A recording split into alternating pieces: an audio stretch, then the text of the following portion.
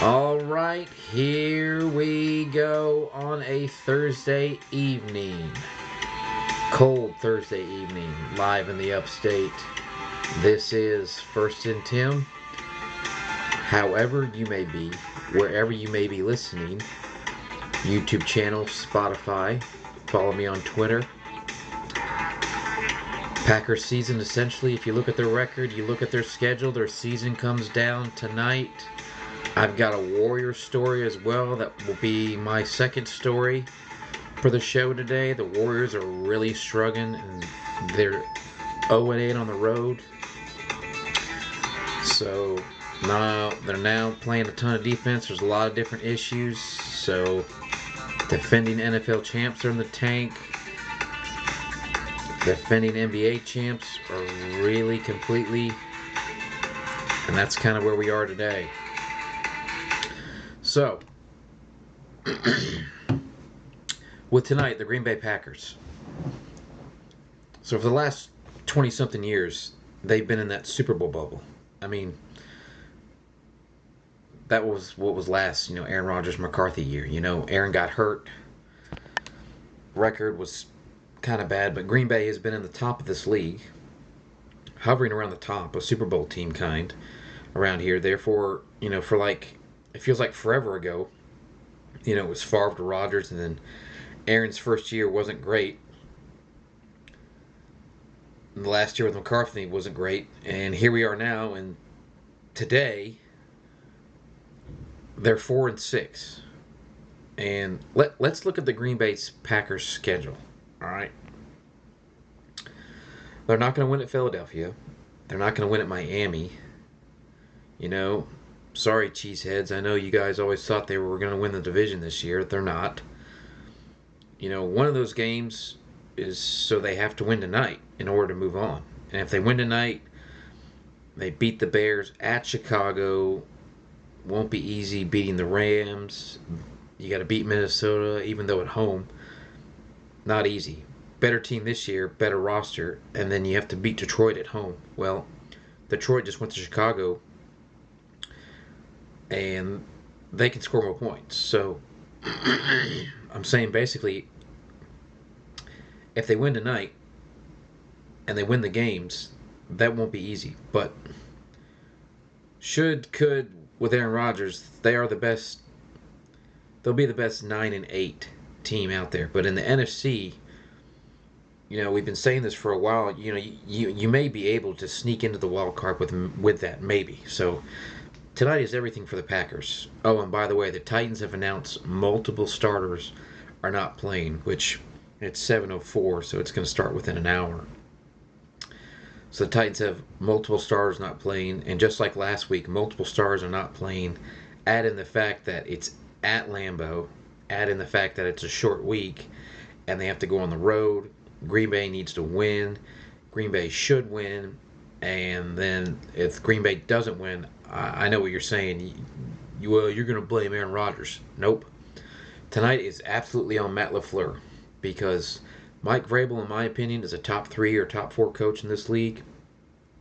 The fact that he got his team on the road at Arrowhead to overtime without getting a first down was one of the most remarkable things I've seen. The fact that last week Denver, off a bye, goes in and never gets in the red zone. I mean, wow. Tennessee is spectacularly coached, and Green Bay's got some really good players, including a first ballot Hall of Famer quarterback. But let's go back to that 5-game losing streak for the Packers. Okay, there were 3. There were 3 moments. Okay, and I'm laying it all on Matt LaFleur. Okay, the Giants game in London. Green Bay came out scripted, plays, took a lead, and then Brian Dable, and that's when we really started talking about Brian Dable with the Giants out-schemed, out-maneuver, out-clevered Matt LaFleur, and the Giants dominated the last quarter and beat the Packers. Daniel Jones and that roster beat the Packers. That was the first uh-oh. The second, the Jets, Robert Saleh, Zach Wilson going to Lambeau and completely shutting down Matt LaFleur. And Aaron Rodgers, excuse me. And now the third uh-oh was blowing a lead against Taylor Heineke. Washington. Now think about this. With Aaron Rodgers and a better roster than all three teams, the Packers are not rebuilding. Matt LaFleur lost to Daniel Jones, Zach Wilson, and Tyler Heineke with a better roster and Aaron Rodgers. Uh-oh. Uh-oh. Tonight at home, short week, better quarterback, healthier roster. If Matt LaFleur can't beat Vrabel here, he's not beating anybody. I mean, this is really built for... I've been on this Matt LaFleur thing for a little while, and the Packer fans, you guys have anointed him as a great coach. Show me where beating the Bears and Lions doesn't qualify. And now Minnesota's loaded offensive coach humiliated Green Bay's first matchup. So tonight, Green Bay loses. Playoffs are done. 20 years of mainly, greatness. Tonight, it's on the floor. It's not on Aaron Rodgers. Not on the rest of, on Rodgers. It's not on Aaron Jones. It's not on the rookie receivers. So I'm looking at the floor. You got to win this game. One coach is great in this game, and the other is good enough with all these advantages to win. So, we'll see. All right, moving on. The NBA champion Warriors. So the Warriors, defending champs, are 6-9, and there's a lot of good young teams in this league. Golden State's an older team, and they're 0-8 on the road, and they're not playing good defense. Steph Curry's been unbelievable. I mean, like, if you had to grade it A+++++, he's been unbelievable. So Steve Kerr talked about the current plight after losing to the Suns last night. So there's no collective grit. We lack grit right now. We're playing a Drew League game right now. If you really compete together, shots go in, calls go your way, breaks fall your way, and we're not earning any of that stuff. That's why we're winless on the road. There's no execution at either end. No sort of commitment to the group to get 3 stops in a row to execute on offense. And it obviously starts with me. All right, so he claims he's taking the blame, and this is what I've said, what the issue is, and there's several for Golden State, but number one is the bench. It's a little too young. The starters are a little too old. They're getting older, and Steve Kerr is trying to bridge it. But, Klay Thompson with so many injuries will probably never be the old Klay Thompson.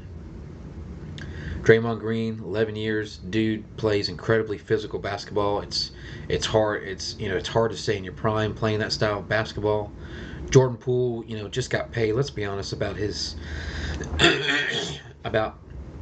he's a streaky, inconsistent player. He's not a starter on a good team. He was a late first rounder in the G League. I mean, he's streaky. He can't get really hot. But he's not a star player in the league. They paid him sort of like, a 1. So right now, Steve Kerr is trying to bridge the gap. And Steve Kerr, like his protege, Phil Jackson, really smart, and deals with veteran players. But if you ask Phil Jackson or Steve Kerr, hey, you want to teach these young guys how to play? It's hard. And they have sort of a react offense, They move, they react. It's quick, it's nimble, it's hard for young players.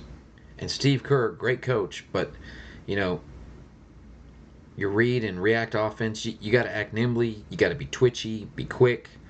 I mean, you got Kuminga, Moody, Wiseman, they just bumped down to the G League.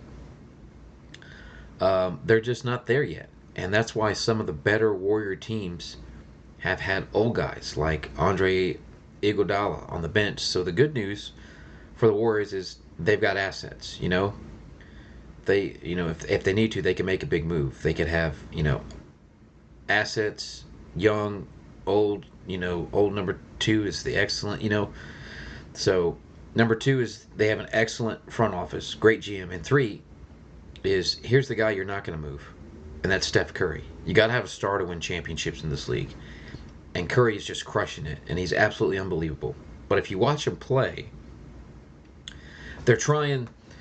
What's very difficult in the NBA is to bridge old players, and they're getting older fast.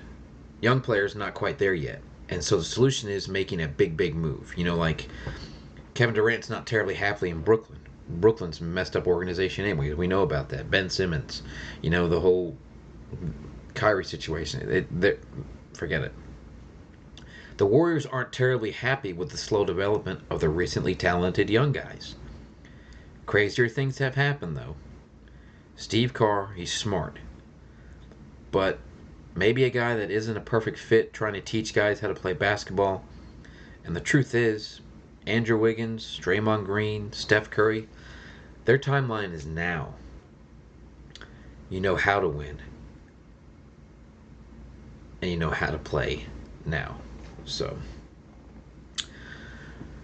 I follow Pro Football Focus on Twitter, and so I was looking at some stuff, and it's been around for a while, and they have their highest graded quarterback so far in the NFL this year, and some names you expect, some names you would not, and Tua is number one, followed by Mahomes, Josh Allen, Geno Smith, and Jalen Hurts. Tua is the one that everybody's going, whoa, wow, But remember, if you've been following me, I said at the beginning of the season, I predicted that Tua would have a very good season and Miami would make the playoffs. But get this take. All right, who is Miami? In fact, what is Miami? Well, let me throw this one at you. They're the 49ers of the AFC. Think about this, okay? Where'd their coach come from? What's the offense? They run. It's the Niners. Like the 49ers, Miami has a quarterback with an injury history and some physical limitations. But the Niners, the Miami quarterback is super accurate and with a little protection, very productive. Miami quarterback, like the Niner quarterback, has lots of playmakers and is a world-class left tackle to protect him. And eventually that San Francisco quarterback gets into the playoffs. And you realize, against Mahomes in the Super Bowl, Stafford in the NFC Championship. We have the second best guy at the most important position, and I think that's what Miami will eventually see. It'll be a Burrow or a Mahomes or a Lamar Jackson or a Josh Allen. They were saying, boy, we need to play. And we don't quite play. We don't quite have that guy. And Miami's seen it before. And it's called San Francisco. The difference, of course, is San Francisco's got a much better defense. Pro Bowlers everywhere. Hall of Famers on that defense. I had both the Niners and Miami making the playoffs. I had neither winning the Super Bowl. Unfortunately, for Tua, in Miami, the road to the Super Bowl is a litany of world-class quarterbacks. Burrow, Allen, Mahomes, Lamar. Maybe if Herbert sneaks in the NFC, sneaks in. And in the NFC, Garoppolo may face Geno Smith, Jalen Hurts. Jalen Hurts could be good, but he never won a playoff game. Kirk Cousins tends to shrink in big games, but if you're wondering who Miami is, it's San Francisco, just without the defense. So, all right, let's move on to a really bad quarterback. And Mac Jones and the Patriots offense have been, it's been an anemic call. And I was looking at some numbers, and this is going to shake you, but Mac Jones' interceptions are up, the touchdowns are down, but during the bye week, he's making big adjustments. A lot of us are working on different things every day, and the bye week's a great time to do that. So for me, just making sure my feet and eyes are in the right place, and continue to go through my reads and continue to improve in the weight room, nutrition, all that stuff. So it's a full audit of yourself, I guess you can call it. Kind of look at yourself and see what you can do better. At the end of the day, we know what we want to do. We need to score more points and eliminate the turnovers and negative plays, and that's kind of where we're at. So from there, we just grow together, and coaches, players, everybody. A pocket quarterback in 2022 without mobility in an athletic quarterback league, and he doesn't have an offensive coordinator. So I just mentioned Pro Football Focus rankings, okay, with Tua. Mac Jones grades out at 54 best quarterback in the league. He's got 10 turnover-worthy plays, which is described as like a dropped interception or a fumble or, whatever. So, all right. This has been First and Tim. We'll take a break. We'll see you back here, guys, in a little bit.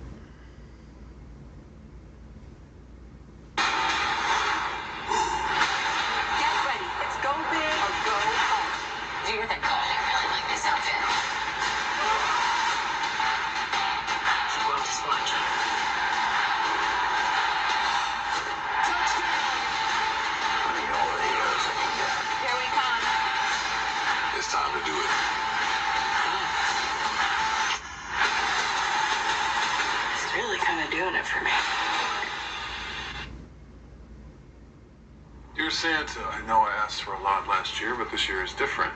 I don't want any presents. All I want is the U.S. to win the World Cup. You're the guy that makes reindeer fly. You can make anything happen. This is the team that's going to make a run at the World Cup. All we have to do is believe. Last time I checked, that's like your whole thing. You see this? There's more.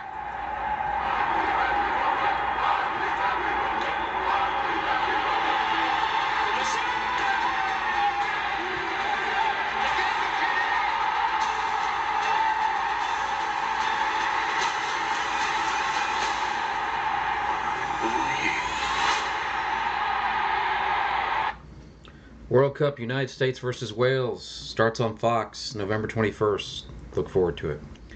Okay, so once again, you get the Jets and the Patriots this Sunday. And, I was thinking about this with Mac Jones. He plays Zach Wilson, and it's not going to be the sexiest game. But, I looked at some numbers, and Mac Jones has regressed badly. Like, he's no better now than Zach Wilson, who it feels like Zach Wilson's a kid. They're managing him around, and was just looking at some numbers, adjusted yards per attempt, success rate, QBR, touchdowns. Mac Jones is struggling.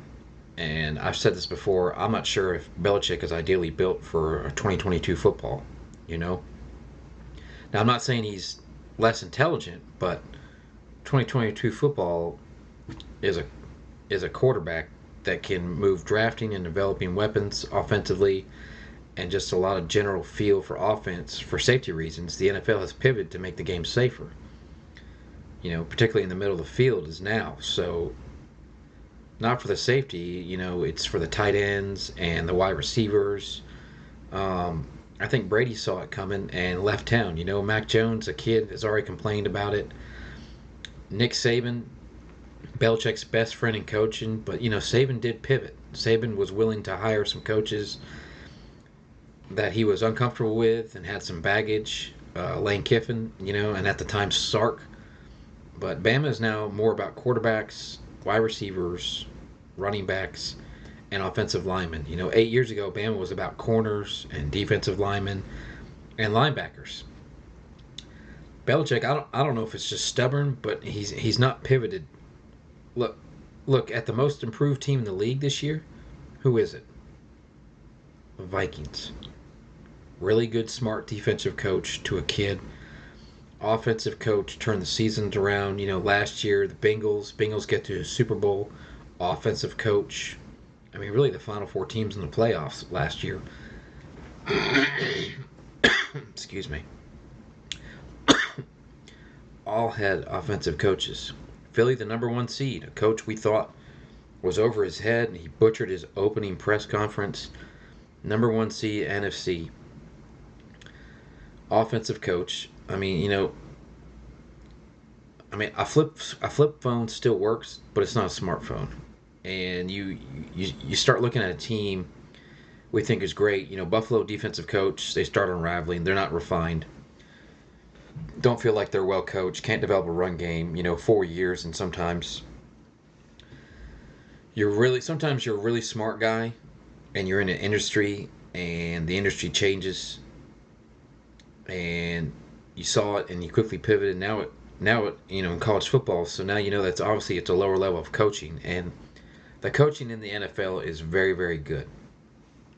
Now it doesn't mean Belichick is less smart, but I know it's my father grew up in the New England area, Connecticut, Massachusetts, and on the East Coast, in the 50s and the 60s, it was insurance, capital of America, and that's where people put their money. In the 50s was insurance, the 60s and the 70s it's about banking, and they didn't really pivot to that.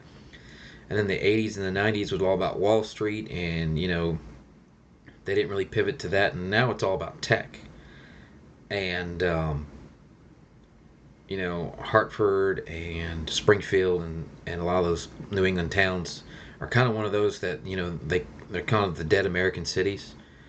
The 50s and the 60s when the insurance is where you put your money, and Hartford and those places rocked. And, they went into banking and they went into Wall Street, and now it's an attack, and now they just don't feel very vibrant.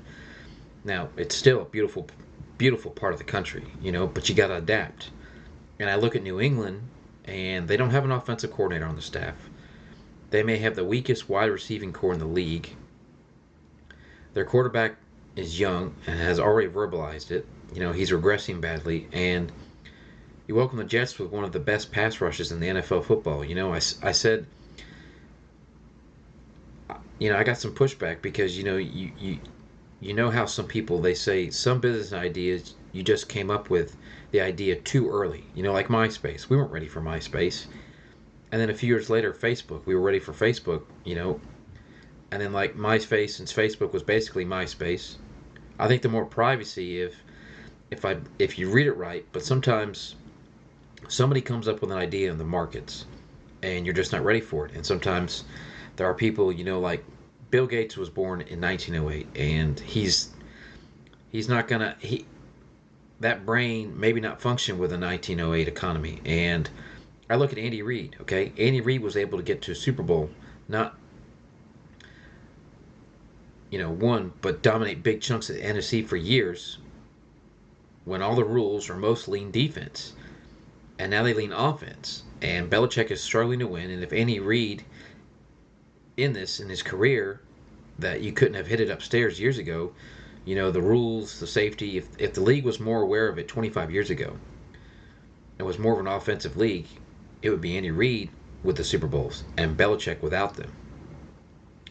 If Andy Reid can coach another 10 or 11 years in this league, and he's an older guy, but if he did and win several Super Bowls, which I think is very possible, they should be favored to win this year, and he's already got one, and he ends up with 4 Super Bowls, and Belichick struggles. I think the debate of the greatest coach in this era, it won't be as lopsided as it feels today. And Andy was ahead of his time. I mean, Andy Reid on third down when he was in Philadelphia, 3rd and 4 and 3rd and 3, Andy was the first coach in this league that said, that's a passing down. That's a short passing down. He was one of the first coaches to really use this, really use the tight ends, really saw 3rd and 2, and it could be a passing down. So it's just, I just think sometimes the world changes, and it doesn't make sense, and it doesn't make you less smart, but you're just not built for it. So you got to have to adapt. You're older, you're stuck in your ways. I mean, give it to Pete Carroll credit. At 70 years old, he went and he got a little uncomfortable with Shane Waldron, and a lot of those draft picks in this year were offensive linemen, offensive guys. Pete loves his defense. It's paying off. So, it's a great coach, but man, they don't even have, and their weapons are terrible. They can't draft. They're not developing quarterback. I mean, Mike Zimmer was a great coach for the Vikings, but now the Vikings are significantly better without him. And it's not that Mike Zimmer got dumb. Mike Zimmer just he didn't know how to coach because it's like what I said again. The flip phone is still a phone, but it's not a smartphone. All right, so I looked at this interesting fact, and I'm really eating my words with all this at the beginning. I was sold on Russell Wilson. I was sold on the Broncos being the Super Bowl's team, and they're just doing complete ridiculous stuff. So, according to NFL research, the Broncos lead the NFL in scoring defense and are last in scoring offense. And that hasn't happened since, wait for it, the 1946 Steelers. Yes, this Bronco team is historic. And it's interesting because, there's great organizations with coaches that got hired. Jerry Tarkinen got hired by the Spurs. He lasted 20 games. The 49ers hired somebody. I don't know who it was. And it was a wreck. The opening press conference with the Red Sox had had Bobby Valentine, where he got into a fight with Dustin Pedroia and spring training. Kentucky basketball had Billy Gillispie year or two. Alabama had Mike Price, who never actually coached the game because he got caught in a strip club. Now, Nathaniel Hackett, I think he's a good guy, but he's seems like he's better as a coordinator or a consultant or maybe a quarterback coach. But you can't go into a game off a bye and introduce nothing new. And here was Hackett yesterday about how they're going to face the Raiders this Sunday. Somebody's got to win this game. I mean, it's been a lot of 1-point scores between, or not 1 point, but 1-score games between both of the clubs. It speaks to they're a really good football team. I know everybody looks at records, but in the NFL, I believe that everybody's really, really good, and somebody's going to have to make that final play to be able to make it that who comes out on top. Oh boy. Well, guys, you just take that as you will for that. All right, so the Vikings and the Cowboys play this Sunday, and Justin Jefferson is quickly becoming one of the best receivers in the league. Over 1,000 yards in each of his first 3 seasons. Cowboys have a tough task trying to slow him down. And McCarthy says that, he was not surprised when he heard that Jefferson's, very already successful. I love the way the guy plays. See, I like guys who can play inside and outside, and they do something else too. Like, see, you can put him in the backfield. And Jefferson, that's from high school. I mean, I just know the kid's background, multi-sport athlete. I'm not surprised at all he's having the success that he's having. So we were very, very impressed with him. He's one of those guys you sit there and hope, because after you draft the CD, you're hoping he falls a little bit, so you try to have a chance to go up and get him too. But that obviously didn't last long. Now, look, CeeDee Lamb's pretty good too, by the way. I think CeeDee's not the earlier classic sideline guy. Maybe not more the inside guy. He's dominant in the slot. So, and here's a great stat, okay, for Justin Jefferson. Most games with 100 or more receiving yards in the first 3 seasons. Looking at the number 1 in the history of football, and he's got like 2/3 of the season's left here, or maybe 1/3 of the season left with the Vikings. He's unstoppable. So, do you have Trayvon Diggs follow him around the slot outside? What's your move with that game and you go forward? I mean, if the rules remain the same, it's quite possible that they will never have another bad wide receiving classic out of college football. I mean, it's seriously because the way the sport is now played, and by the way, they're not only coming in the NFL good, they're coming good instantly. Like many of them are coming good instantly straight out of college. So there's a corner shortage in football, and if you ask any GM, they're dying to find a second-grade quarter. I mean, you start looking at Cincinnati, and you start looking at some of these teams. Chris Godwin could stay healthy. I mean, it's Chris Godwin, and when they have an old Julio Jones, and then there's so much wide receiving talent in the football today, and it's good even at the college level. I mean, USC, they've got like 4 different guys I really like. I think they're the best defense for Justin Jefferson is getting to Kirk Cousins. But Vikings have some trouble this week coming in for Sunday. Okay, big injury for Christian Darson, the left tackle for the Vikings, who's been unbelievable. There again, Pro Football Focus has graded him the number 1 tackle in football. Got a concussion against Buffalo. So if he's not able to go against Micah Parsons, it's going to be a long afternoon for Kirk Cousins. Now, Cowboy fans, you don't get off so easily. Micah Parsons is coming off the worst game of his career. 0 pressures against Green Bay. Micah Parsons. Cowgirls. No, Cowboys. No. So there was an interesting football game last night. Central Michigan and Western Michigan, I think they were playing the snow. And so there's a snowstorm expected in Buffalo this week. And the NFL was reportedly considering a new location for the game. And I thought they wouldn't make a decision tonight, but I shared on my Facebook group that Adam Schefter said that they went ahead and moved it. Let's see. Adam Schefter said NFL is officially moving the Browns-Bill game out of Buffalo into Ford Field in Detroit, where it will be played Sunday at 1 o'clock. Now get this. The Bills will play 2 straight games in Detroit. Sunday against the Browns, and then on Thanksgiving versus the Lions. So, that's interesting.